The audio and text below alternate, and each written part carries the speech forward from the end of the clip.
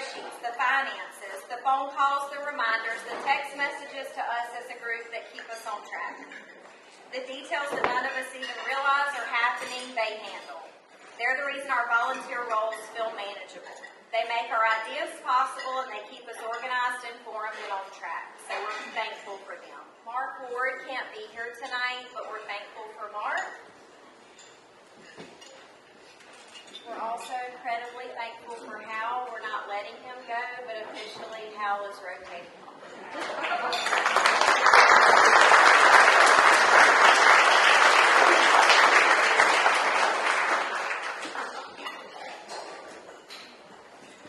Also, thank you to Betsy Miller, who again is not going anywhere.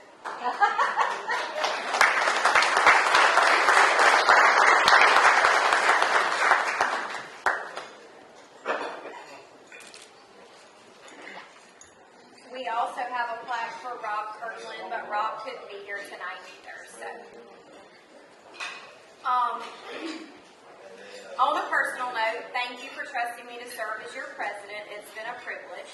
And now it is my pleasure, because I don't have to public speak anymore, to pass the gavel on to Neil Jergens. And, yes.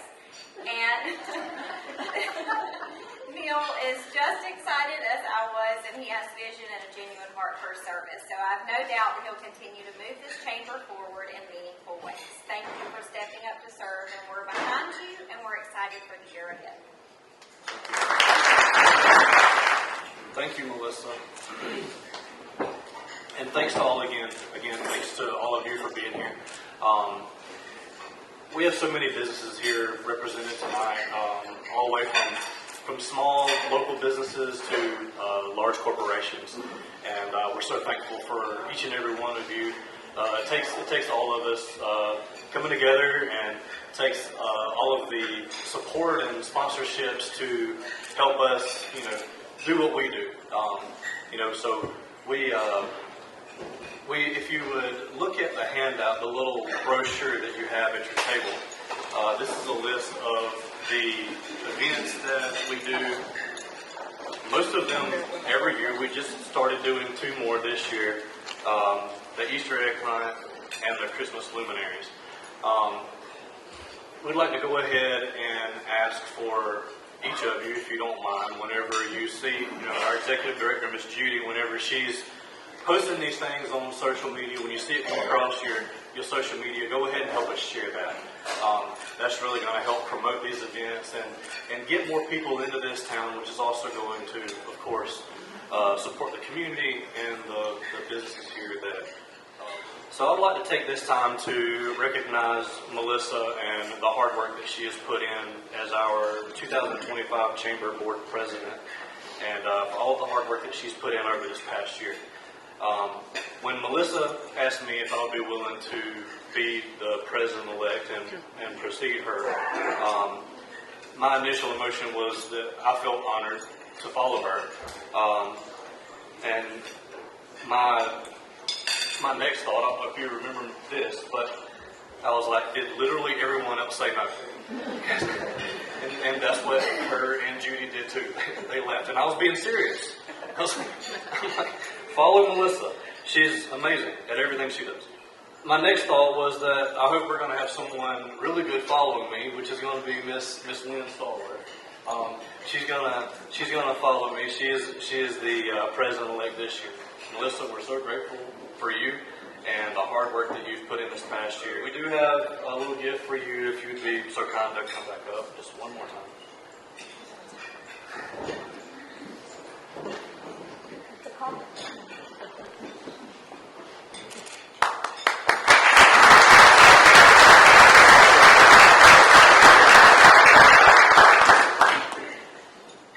Next, I would like to introduce the 2026 Board of Directors.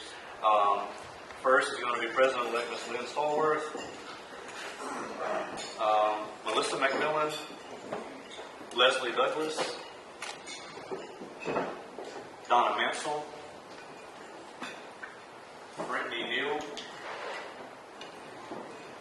Jerry Kelly, Raj Parmar, Seth Merrifield, Jenny Gray,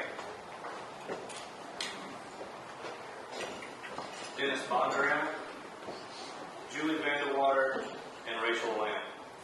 And we've also, of course, got Miss Judy Crane as our Executive Director, and you will please stand. And Debbie Pugh is our Administrative Assistant, which we're so grateful for. So join me in welcoming these.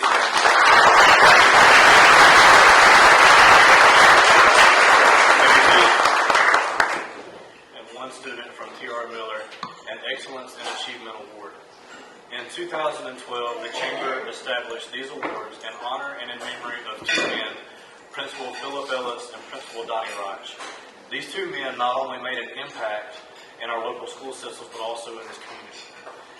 The Chamber asked for both schools to submit nominations of 3 to 5 students that would be deserving of these awards.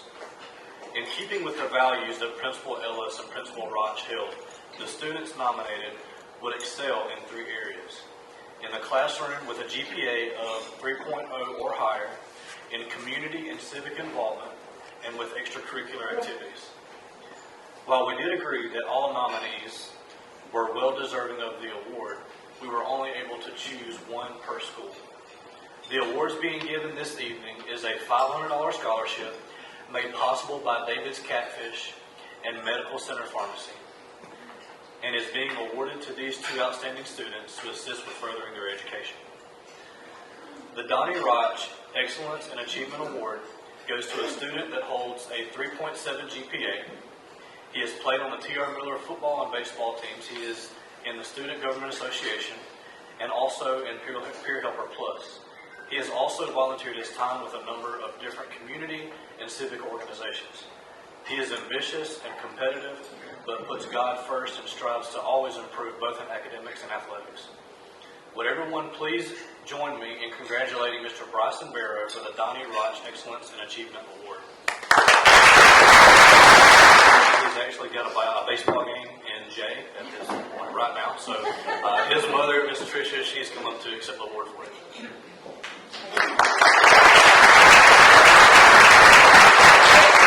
The Philip Ellis Excellence in Achievement Award goes to a student that holds a 4.0 GPA and attends dual enrollment courses. She is the W.S. Neal varsity cheerleading captain and was a junior class president. She's an athlete, an employee, and servant to our community. She pushes her limits mentally and physically on the basketball and volleyball court and on the track team, while volunteering a lot of her time in a number of different community and civic organizations. She aspires to make an impact in the school system as an educator, just as Principal Ellis did. Everyone, please join me in congratulating Miss Layla Lockton for the Philip Ellis Excellence in Achievement.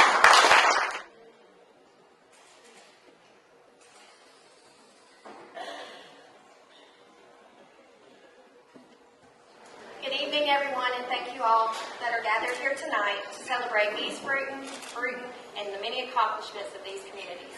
But tonight we're going to celebrate more than achievements. We celebrate the spirit of community that continues to drive growth in our local businesses and keeps our cities moving forward in the right direction. I'd also like to take this time to thank our mayors. Thank you for your leadership and all the exciting progress already taking place in our area. For those of you who do not know me, my name is Natalie Rogers. I've had the privilege of serving our current probate office for the last 14 years. This evening we are presenting an award to someone in our community that exhibits all the attributes of someone truly deserving of recognition. It is individuals like this who lead by example, who show up when it matters most, who make a lasting difference through their actions and their character. It is such an honor to celebrate someone whose service and heart have positively impacted so many. Our recipient is a lifelong resident of this county, and his commitment to serving others has been evident throughout every stage of his life. His leadership journey began as a student athlete at W.S. Neal High School, continuing on to Troy University, and also Jeff Davis. I feel those experiences helped shape the values that still define him today.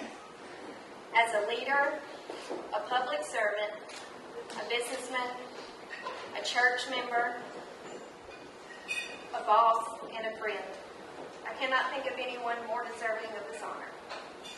If everyone will please join me in welcoming the 2026 Brewton Area Citizen of the Year, Mr. Doug Agerton.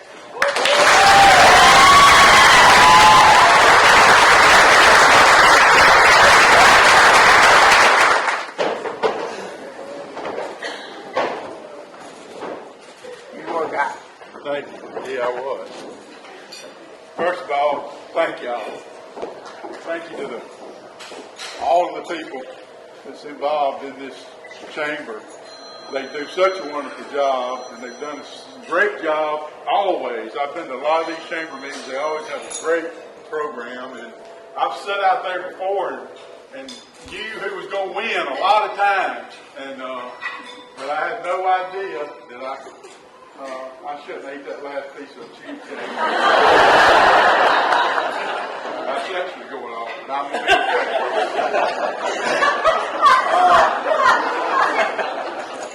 I'm telling y'all, I came tonight because I thought the sheriff was going to win this award.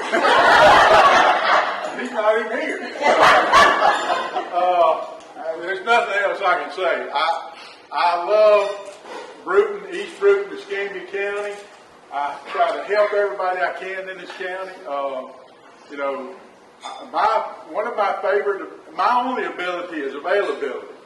I'm here. I mean, if somebody needs me and they call me and they call this office, I'm going to get back with them.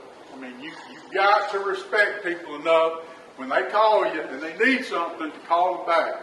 And that's what I try to do since I've been in this job. And of course, you know, Mr. Garrett and Mr. Hines has helped me in line to stay within the law, so, and I appreciate them too, without a doubt, and they know I do. But I'm going to tell you, they got me on this one. I had no idea. I said I had started this week, and I said I'm going to the chamber banquet this week, and my wife said nothing. Natalie, of course, said nothing. Nobody said anything. Some of my great friends in here that probably knew about this didn't say a word. So, but they really got me. And like I said, I try to do all I can for Escambia County and this city and the people of this city. And you know, the probate judge has to do a lot of things and has to wear a lot of hats. And I don't mind doing that. My mother was the probate judge, and I watched her in that position, and I learned from her, and I answered the phone when somebody called our house and said, I need to talk to your mama. I bought a boat tag, and I don't know how to get it tagged. So I could about tell them, at one point. But again, I learned from one of the best, and she always said, Doug, you got to help people to do this job. You got to learn how to do it. A good friend of mine, Roger Chapman, when I was running for this position, he said, Doug, you've got to be able to convince everybody that you're going to be there for them if they need something. And again, as a probate judge, a lot of times you have to talk to people when a family member's passed away. And you have to, I feel like sometimes I'm the Grim Reaper because I always get to talk to the people when somebody passes away and just kind of lead them in the right direction. So, again, thank you to everybody. Give you a little example. I'm going to read something to you that I got tonight. And this is kind of my life. I've been dealing with a guy that really needed to be in a nursing home. He had a horrible living condition, and we couldn't ever get any help, and I finally got the lady at DHR to get him in the nursing home. And a lot of y'all say, oh no, he had to go in a nursing home, but sometimes the nursing home is better than the place that they're living. And so today at 4:30, the lady said, good afternoon. We were able to get him in the place in the nursing home on Friday. He was excited and ready to go. My response is, thank you so much. He will be so much better off where he's at. You are the best. And the lady from DHR texts back, I appreciate all of your help. Without you, we wouldn't have gotten him in. So I can go home tonight and lay my head down and feel like I have helped somebody. And that, to me, is the most important part of my job and helping people in Escambia County. And with that, again, thank all of y'all.